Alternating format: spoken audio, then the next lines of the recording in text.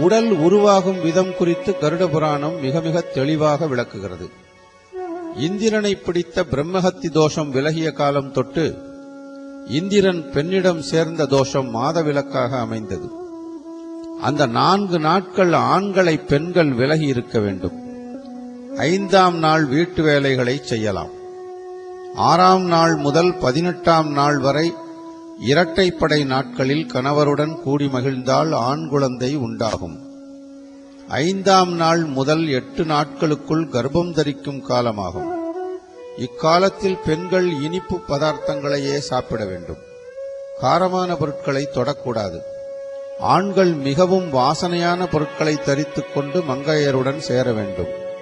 அவ்வாறு சேரும்போது ஆணின் சுக்கிலமும் பெண்ணின் சுரோனிதமும் சேரும்போது பெண்ணின் வயிற்றில் கரு உண்டாகும். ஆணின் சுக்கிலம் அதிகமானால் ஆண் பிள்ளை பிறக்கும். பெண்ணின் சுரோனிதம் அதிகமாகிவிட்டால் பெண் பிள்ளை பிறக்கும். இரண்டும் சம அளவானால் குழந்தை அலியாக, அதாவது திருநங்கையாக பிறக்கும். ஆணும் பெண்ணும் சேர்ந்த 5ஆம் நாள் கர்ப்பம் தரித்தால் ஒரு குமிழி உண்டாகும். அது 14ஆம் நாளில் தசையுடன் சிறிது பெரிதாக காணப்படும். 20ஆம் நாளில் மேலும் சிறிதளவு தசை உண்டாகும். 25ஆம் நாளில் இது மேலும் வளர்ந்து 1 மாதம் முடிந்ததும் பஞ்சபூதங்களின் சேர்க்கை உண்டாகும். 2ஆம் மாதம் தோல் உண்டாகும். 3ஆம் மாதம் நரம்பு உண்டாகும். 4வது மாதம் ரோமமும் உடலின் வெளிப்புற வடிவமும் உண்டாகும்.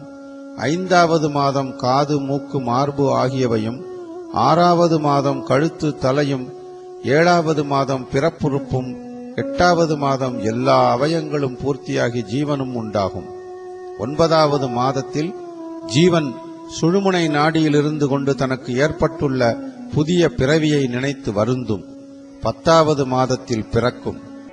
நாம் இந்த பாரத தேசத்தின் மிக புண்ணிய பூமியான சேது ராஜ்யத்தில் இருந்து கொண்டு இதன் முக்கியத்துவம் அறியாது வெறும் ஆட்டு மந்தைகள் போல் கூடி ஏதோ பிக்னிக் போல சென்று கடலில் மூழ்கி போலியான துக்கம் அனுஷ்டித்து நானும் தை அமாவாசை அன்று எனது முன்னோர்களுக்கு பிண்ட பிராப்தி அளித்தேன் என்று சொல்வது நமது சனாதன தர்மங்களை அவமானப்படுத்துவது மட்டுமல்ல, உண்மையில் உங்களது முன்னோர்களுக்கு பசியாற்றும் வைபவமான சிரார்த்தம் திவசம் செய்யாமல் அவர்கள் ஆன்மா வைவஸ்வத பட்டினம் என்று வழங்கப்படும் யமபுரிக்குள் நுழையாமல் அவஸ்தைப்படும் பிரேத ஜன்மம் உண்டாகி உங்களை அல்லல் படுத்தும் என்பதை நீங்கள் நம்ப மறுக்கிறீர்களா?